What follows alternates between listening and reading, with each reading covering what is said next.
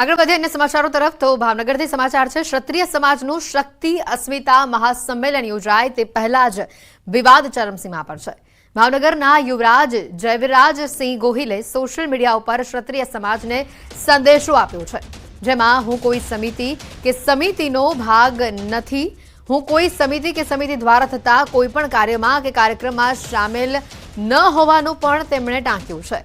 સમાજના વડીલોના માર્ગદર્શન હેઠળ મારા પૂર્વજોના સિદ્ધાંતો અને મૂલ્યોને અનુસરીને મારા સમાજના ભલા માટે સખત મહેનત કરીશ।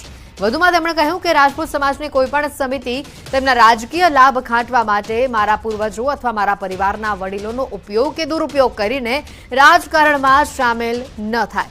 મહત્વનું છે કે અમદાવાદમાં 20મીએ ક્ષત્રિય સમાજનું શક્તિ અસ્મિતા મહાસંમેલન યોજાવાનું છે। આવતીકાલે મળવાનું છે આ ક્ષત્રિય મહાસંમેલન। સમસ્ત ક્ષત્રિય શક્તિ અસ્મિતા મંચની જાહેરાત થઈ છે, જેમાં મુખ્ય પ્રમુખ તરીકે ભાવનગરના મહારાજા વિજયરાજસિંહજી ગોહિલની તાજપોશી કરાઈ હતી। જો કે સંગઠનની બેઠક મળે તે પહેલા જ ભાવનગરના યુવરાજ જયવિરાજસિંહજીએ ક્ષત્રિય સમાજને આ સંદેશો આપ્યો છે। જે રીતે આ સમાચાર આવી રહ્યા છે, ભાવનગરથી આવતીકાલે આ ક્ષત્રિય મહાસંમેલન મળવાનું છે અને આ મહાસંમેલન મળે તે પહેલા જ અહીંયા ક્યાંક આ મહત્વનો મુદ્દો જે છે તે સામે આવી રહ્યો છે, જે ચર્ચામાં છે। ભાવનગરના યુવરાજ જયવિરાજસિંહ ગોહિલે સોશિયલ મીડિયા ઉપર ક્ષત્રિય સમાજને સંદેશો આપ્યો છે, જેમાં હું કોઈ સમિતિ કે સમિતિનો ભાગ નથી તેવું તેમણે કહ્યું।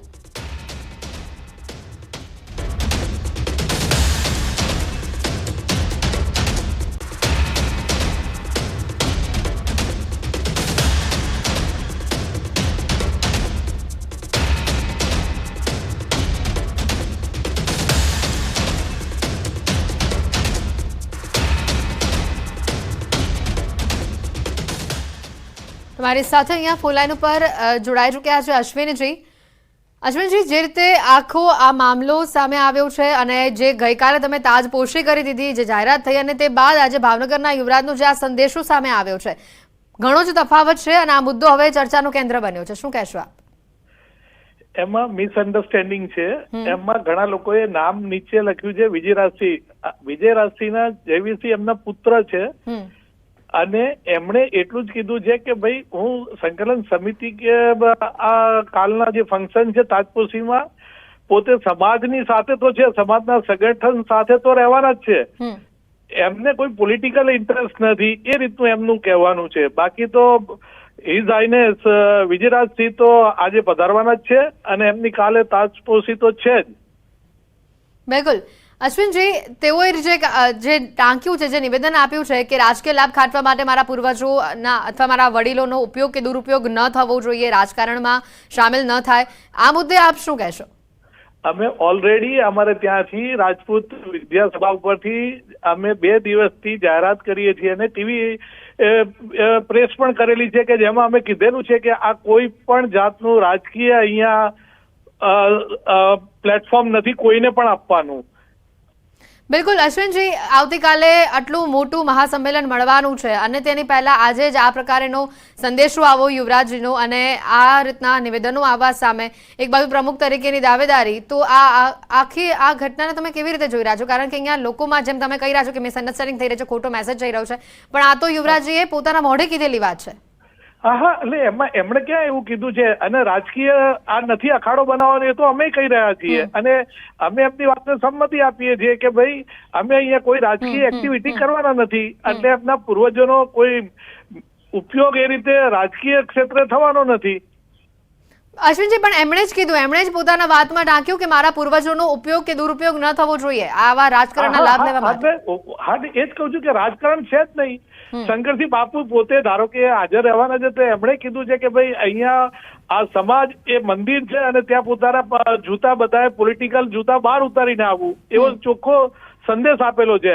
એટલે આ વાતમાં કોઈ તથ્ય નથી કે ત્યાં રાજકીય એક્ટિવિટી થવાની છે। અશ્વિનજી, માનો કે ન માનો પણ અહીંયા આ મુદ્દે રાજકારણ હવે ગરમાઈ ચૂક્યું છે અને રાજકારણ થશે। કાલનું જે આટલું મોટું સંમેલન મળવા જઈ રહ્યું છે, અત્યારથી જ 2 ફાંટા જોવા મળી રહ્યા છે, જે તો 24 કલાકનો સમય બાકી છે। હા, પણ અમે તો આ છે જ, પછી લોકોને જે વિચારવું હોય એ બાકી અમારા રાજપૂત વિદ્યાસભા તરફથી અમે પહેલા દિવસથી જાહેરાત કરી છે કે આ પ્લેટફોર્મ ખાલી સમાજના સંગઠન માટે જ છે બિલકુલ અને કોઈ પણ રાજકીય મુદ્દાની ચર્ચા એ પ્લેટફોર્મ ઉપર થવાની નથી. એટલે આપ એમ જ કહેવા માંગુ છું કે જે રીતે યુવરાજનું નિવેદન આવ્યું છે તેમણે બરાબર જ કહ્યું છે કે આ કોઈ રાજકીય સંમેલન નથી, આ સમાજ માટેની વાત છે, સમાજના કલ્યાણ માટેની વાત છે, બરાબર? હા, બસ એ જ સંદેશો આપ આપો આપના માધ્યમ દ્વારા કે ભાઈ સમાજ ભેગો થવાનો છે અને સાચી દિશામાં સમાજના જે કુરિવાજો છે એ બધા દૂર કરવાની વાતો છે. અને અમે તો એમના મહારાજશ્રીને ભારત રત્નનો ઇલકાબ મળે એના માટે પ્રયત્નો કરવાના છીએ. બિલકુલ અશ્વિનજી, તો હવે જે રીતે સમાજ અને સમાજના કલ્યાણની વાત કરવા માટેનું આ સંમેલન જે આવતીકાલે મળવાનું છે, કયા મહત્વના મુદ્દા રહેશે અને જો હજી પણ રાજકીય રંગ આ ચર્ચાને લાગે છે, આ વાતને લાગે છે, કારણ કે ઘણા બધા સ્વરૂપો આવી રહ્યા છે, ઘણા બધા નિવેદનો પણ આવી રહ્યા છે, તો એ આગળ ખોટી રીતે ન જાય એના માટે પ્રમુખ તરીકે સમાજ તરફથી આપ શું કહેવા માંગશો? મેં તો પહેલા દિવસથી હું કહી રહ્યો છું કે સમાજને કોઈ દિવસ રાજકીય અખાડો બનાવવાનો નથી અને સમાજ સૌનો સાથ સૌનો વિકાસ એ જ નિશ્ચય ઉપર આગળ વધવાનો છે. જી, કયા મહત્વના મુદ્દા છે આવતીકાલના આ સંમેલનમાં ચર્ચા માટે? આપે કોઈ વ્યૂહરચના ઘડી છે? વ્યૂહરચનામાં તો ખાસ એવું છે કે એક તો આપને જે કીધું એમ કે કૃષ્ણકુમારથી જેને ભારત રત્ન મળવો જોઈએ કારણ કે એમને સૌથી પહેલું પોતાનું રાજ્ય સોંપ્યું હતું, એ અમારો પહેલો મુદ્દો છે. બીજો, અમારા સમાજમાં જે કુરિવાજો છે એ દૂર થવા જોઈએ અને શૈક્ષણિક ક્ષેત્રે અને આર્થિક ક્ષેત્રે સમાજ કેમ પ્રગતિ કરે એ જ બધી વાતોનો ત્યાં આગળ પ્લેટફોર્મ પર વાત થવાની છે. બિલકુલ અશ્વિનજી, સાથે જ અહીંયા એક વાત એ પણ છે કે જેને તાજપોશીની જે વાત થઈ રહી છે કે જેના યુવરાજે જે રીતે પોતાના પૂર્વજોને પોતાના વડીલોના દુરુપયોગની જે રીતે વાત કરી છે, આ બધી જ બાબતો જોવા જઈએ તો ક્યાંક મતભેદ અહીંયા ઉભા થઈ રહ્યા છે અને મતભેદ એ સમાજ માટે એ ખોટા નથી લાગી રહ્યા કે સમાજને ખોટી રીતે ગેરમાર્ગે દોરવાનો પ્રયત્ન થશે આ મતભેદથી? એવું લોકો દોરી રહ્યા છે પણ હકીકતમાં એવું નથી. ઘણાને એવું આમાં દેખાઈ રહ્યું છે કે ભાઈ આમાં રાજકારણ રમાઈ રહ્યું છે, તો અમારું તો ચોખ્ખું માનવું છે અને આ સંસ્થા જે કોઈ સમાજ માટે સારા કાર્યો કરે છે એને હંમેશા પ્લેટફોર્મ આપે છે. એટલે આ મોરચો સમાજના હિતમાં છે, નહીં કે સમાજને તોડવામાં. અશ્વિનજી, આપની વ્યક્તિગત વાત થઈ છે યુવરાજજી સાથે? નહીં, એમના ફાધર સાથે થઈ છે, મહારાજા વિજયરાજસિંહ સાથે વાત થઈ છે અને એ પધારવાના જ છે.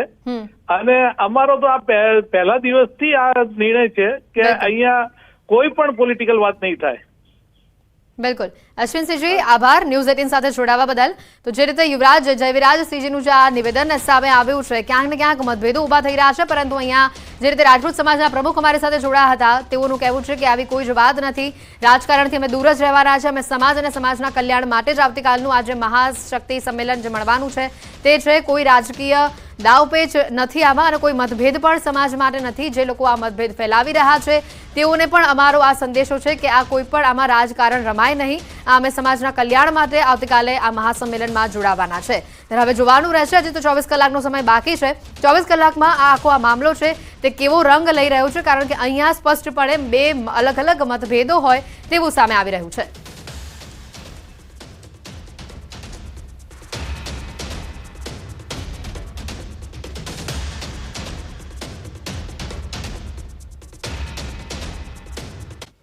અને હવે